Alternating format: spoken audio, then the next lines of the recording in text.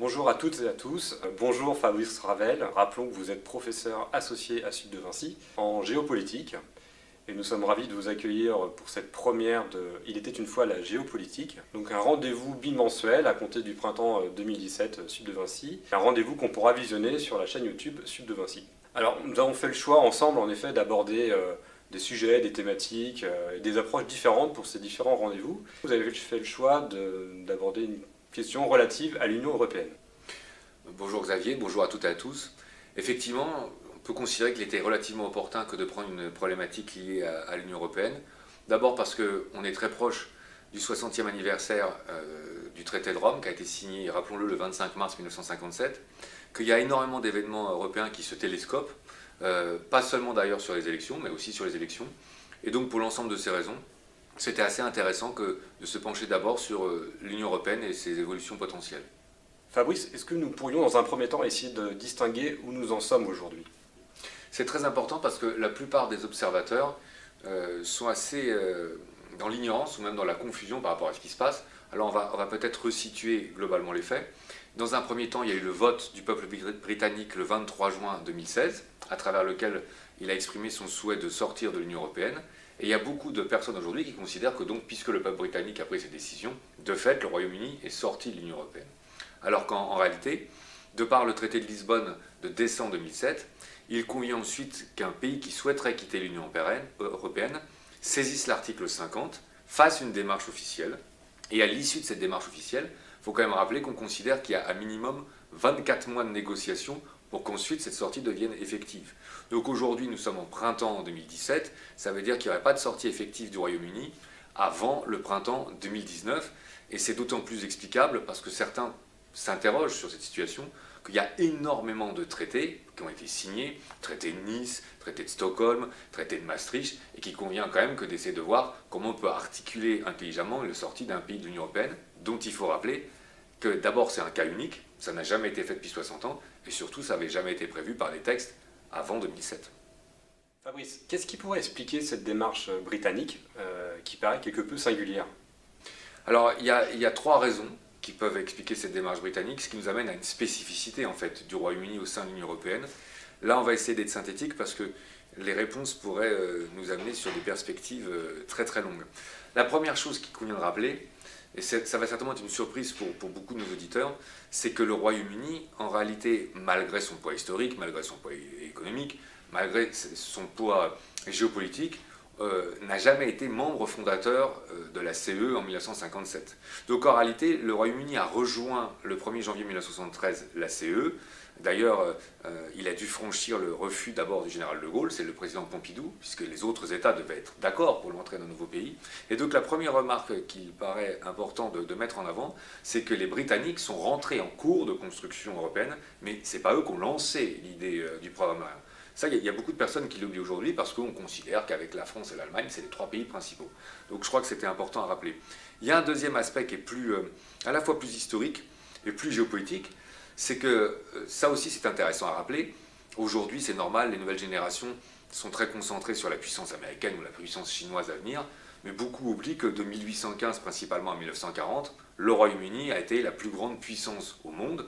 Et d'ailleurs, on peut légitimement se poser la question de savoir si un jour un pays aura une telle influence à l'avenir dans le monde. Rappelons que les Britanniques maîtrisent la moitié de l'Afrique, les Indes britanniques, qui sont constituées par l'Inde, le Pakistan, le Bangladesh, Sri Lanka, l'Australie, le Canada, enfin l'emprise du territoire de la puissance britannique est énorme. Et le lien avec la question que vous posez, c'est que pour les Britanniques, il a toujours fallu diviser l'Europe pour pouvoir être une puissance mondiale. Mais j'ai envie de dire à juste titre, si l'Europe avait été unie, le Royaume-Uni lui-même n'aurait jamais été dans la capacité de se projeter à l'extérieur. Il aurait plutôt dû se défendre contre une puissance européenne. Et ce qui est assez intéressant, c'est que dans l'histoire, si on regarde depuis 500 ans, les Britanniques ont une constante, ils se sont toujours opposés à la puissance qui menaçait de rallier l'Europe à elle. On peut rappeler la puissance d'Habsbourg espagnole, avec l'épisode de l'Invincible Armada en 1588. On peut rappeler que les Britanniques se sont opposés à la France révolutionnaire, puis à la France de Napoléon. Et puis ensuite, quand l'Allemagne s'est créée le 18 janvier 1871, les Britanniques se sont opposés à l'Allemagne. Donc il y a un lien culturel des Britanniques qui n'est pas spontané. Avec l'Europe, ça, il faut être totalement clair. Et puis après, il y a un troisième aspect, c'est que quand il va y avoir des échecs, il y a des soubresauts dans l'histoire de la construction européenne. Je pense notamment à l'échec de la CED en 1954. Les Britanniques, eux, ils ont une deuxième corde à leur arc, si vous me permettez cette expression, et une deuxième solution, c'est l'alliance avec la puissance américaine. On sait les liens, d'un point de vue linguistique, d'un point de vue historique, qu'il y a entre les Britanniques et les Américains. Donc pour les Anglais, on peut faire la construction européenne, c'est une possibilité, mais si ça ne marche pas, on peut aussi se retourner vers le partenariat avec les États-Unis d'Amérique, le partenariat atlantique. Donc je crois que ces trois considérations nous font bien comprendre qu'on a affaire à une posture pour ce pays qui est très différente de la posture qu'on pourrait avoir pour tous les autres pays de l'Union européenne actuelle. Fabrice, quelles peuvent être les conséquences macroéconomiques et géopolitiques pour l'environnement immédiat du Royaume-Uni ? Alors, je trouve que cette question, si vous m'autorisez, que vous posez est très opportune et judicieuse parce que, d'abord, vous avez raison de souligner l'environnement immédiat. Et l'environnement immédiat du Royaume-Uni, à la fois intra et extra, c'est l'Écosse, principalement, et puis l'Irlande du Nord et la République d'Irlande. Donc ça va nous permettre déjà d'essayer de remettre un peu de clarté dans ces pays qui sont pourtant si proches de nous et qui parfois sont assez difficiles à distinguer. On le voit bien souvent quand on est en interface avec les étudiants. Alors, le premier territoire qu'il faut considérer, c'est l'Écosse. Alors, pour rappel, on va déjà peut-être commencer par là. Le Royaume-Uni, aujourd'hui, c'est le rassemblement de l'Angleterre, de l'Écosse, du Pays de Galles et de l'Irlande du Nord. Globalement, depuis 3 ou 4 siècles, l'Écosse appartient au Royaume-Uni, même si l'histoire entre les Anglais et les Écossais a été particulièrement heurtée. J'invite nos étudiants, par exemple, à regarder un film comme Braveheart, avec Mel Gibson, qui a été tourné il y a une vingtaine d'années et qui montre bien qu'au Moyen-Âge, c'était carrément la guerre. Et c'était des guerres qui allaient avec des exactions qui nous emmenaient très loin. Donc, en fait, il y a une première conséquence du Brexit sur le Royaume-Uni et sur le partenariat avec l'Écosse, c'est que les Écossais, à 62%, eux, ont voté le maintien au sein de l'Union européenne. Ça, il faut bien l'avoir à l'esprit. C'est-à-dire qu'il y a eu cette élection du 23 juin, mais sur le territoire écossais, 62% des Écossais ont dit « nous, on veut rester au sein de l'Union européenne ». Or, c'est très important à repositionner, parce qu'il y a eu un référendum, je le rappelle, le 18 septembre 2014, dans lequel, justement, pour la première fois dans l'histoire, les Écossais, eux, avaient fait un référendum pour sortir du Royaume-Uni. Et là où c'est assez amusant et paradoxal, c'est que les Britanniques qui souhaitaient, et notamment les Anglais qui souhaitaient que les Écossais restent, avaient sorti un slogan qui était « It is better to live together ». C'est mieux de vivre ensemble. Et donc on voit bien qu'aujourd'hui, il est assez facile aux Écossais de dire puisque c'est mieux de vivre ensemble, nous on préfère vivre ensemble avec les Européens, quitte à vous laisser vous. Donc en fait, la sortie programmée des Britanniques de l'Union européenne est en train de donner une nouvelle excuse aux Écossais pour reparler d'un référendum. D'ailleurs, c'était un sujet qui était remis au Parlement écossais le mercredi 22 mars. Alors la séance a été arrêtée à cause des événements qui ont eu lieu à Londres en fin d'après-midi, mais en réalité la question se repose, et d'ailleurs sur des échéances de 2018-2019. Donc la première conséquence que ça a, c'est que paradoxalement les nationalistes écossais, je trouve que c'est assez piquant de voir que des nationalistes finalement puissent instrumentaliser cette question du sortie de l'Union européenne pour eux prétendre revenir au sein de l'Union européenne. Ça c'était assez attendu. Par contre, il y a quelque chose qui était beaucoup moins attendu de la part des observateurs. Alors évidemment, c'est facile à dire après, mais c'est assez étonnant parce que s'il y a bien des rapports qui sont tendus, c'est les rapports entre les Irlandais et les Anglais. Pour rappel, si ça intéresse nos étudiants, il faut absolument qu'ils aillent voir un certain nombre donc, soit de sites, soit d'ouvrages. Il y a des guerres multiséculaires qui vont aller très loin. Les Britanniques vont créer des famines volontaires en Irlande. Il y a énormément d'ailleurs d'Irlandais qui vont immigrer aux États-Unis. Le plus célèbre, c'est la famille Kennedy. Les joueurs de tennis, ce serait Connors ou McEnroe, même si c'est des joueurs qui sont plus anciens maintenant. Et donc en réalité, il y a une rivalité très très importante. Et c'est vrai qu'on a eu tendance un peu à oublier ça ces 6 ou 7 derniers mois. Or, ce qui se passe, c'est qu'en fin janvier 2017, il y a eu des élections législatives en Irlande du Nord. Alors là, j'insiste sur un point. L'Irlande du Nord est une composante du Royaume-Uni. Et après 1922, les 5/6 de l'Irlande sont devenus la République d'Irlande, ou l'Air en gaélique, et ont fait scission avec le Royaume-Uni. Et puis après, il y a des événements très durs avec l'IRA, qui était un mouvement terroriste qui voulait l'insurrection en fait de l'Irlande du Nord. Pourquoi il faut rappeler tout ça? Parce qu'il y a une chose qui a surpris lors des élections de 2017, c'est que pour la première fois, le parti indépendantiste en Irlande du Nord, le Sinn Féin, a eu pratiquement autant de voix que le parti unioniste. Les unionistes sont ceux qui sont pour le fait de rester avec les Britanniques. Et là, l'argument aussi qui est mis en avant, c'est l'inquiétude que va créer le Brexit. Parce que si les Britanniques sortent, on se retrouve sur cette île irlandaise, si vous me permettez cette expression, avec l'Irlande du Nord qui, suivant le Royaume-Uni, quitterait l'Union européenne, et la République d'Irlande qui elle, se maintient dans l'Union européenne et qui n'a certainement pas envie de quitter, surtout quand on voit l'importance qu'ont les subventions européennes dans le décollage de l'économie de la République d'Irlande. Donc là, de fait, on aurait une frontière qui serait créée entre les Irlandais, et là, il y a forcément une référence, une résilience culturelle. On écoute U2, Bloody Sunday, on voit bien que ça vient réalimenter, ou on crée une résurgence sur des conflits irlandais, et ça n'avait pas été du tout anticipé, et à la limite, ça va être plus compliqué peut-être de gérer ça que de gérer la dichotomie qu'on avait citée avec les Écossais précédemment. On a l'impression que l'Union européenne ne réagit pas trop, donc finalement, quelle est sa réaction et est-ce qu'elle devrait réagir davantage? Ça aussi, c'est une excellente question, et c'est une question opportune, parce que là, on a d'abord commencé par avoir l'influence immédiate, et maintenant, on se projette au sein de l'Union européenne. Alors, ça va peut-être nous permettre d'élargir un peu la thématique, parce que depuis 24 mois, malheureusement, on est bien obligé de considérer qu'il y a 4 dossiers majeurs que l'Union européenne est censée appréhender. Pour l'instant, j'utilise volontairement le terme d'appréhender. Quels sont ces 4 dossiers? La crise grecque, que tout le monde oublie, et qui pourtant est loin d'être résolue, depuis l'été 2015. La situation au Proche, au Moyen-Orient, les conséquences que ça a en termes de migrants, et puis bien sûr maintenant le Brexit. Ce qu'on constate, on pourrait dire quand même malheureusement, c'est que non seulement rien n'a été anticipé, on aurait pu légitimement, notamment sur certains dossiers, sur des conflits qui ont 4 ou 5 ans, la politique c'est quand même prévoir et anticiper, rien n'a été anticipé, et non seulement rien n'a anticipé, mais finalement, il n'y a aucune solution concrète.